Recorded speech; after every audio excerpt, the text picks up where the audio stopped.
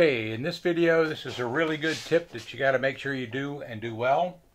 You want to make sure that the wing is centered on the fuselage and in the same position every time.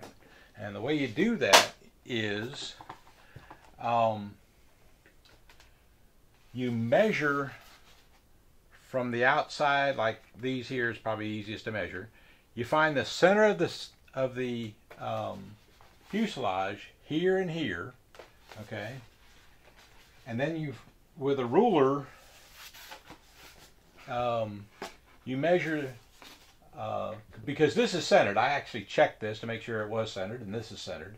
So you find the center of this and make a mark here. So I'm going to do that now. I'm going to take, move the radio here. I'm going to take the ruler, and I'm going to use the metric side actually to measure this, and it is 140 millimeters. I like to use millimeters because it's easy to divide 140 by 2, which is 70.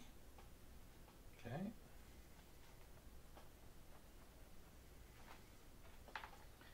And I'm going to make a mark.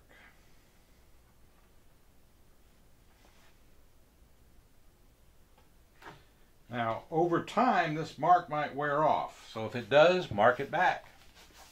So that was 140, so I made a mark at 70. And on the back side, it measures 120. So guess what? 60 is the center. Okay?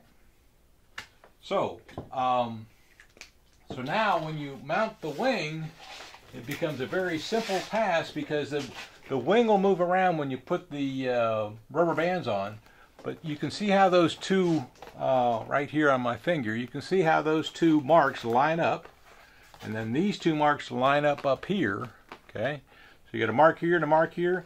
And so when you put the rubber bands on, put 2 rubber bands on first. And then make sure those marks are aligned before you put the rest of the rubber bands on. And that'll ensure that the wing is centered and in the same position every time. Even if it's not exactly centered, if it's in the same position every time, then your trims will be accurate. If it's moving all around, then every time you take off, your trims are going to be wrong.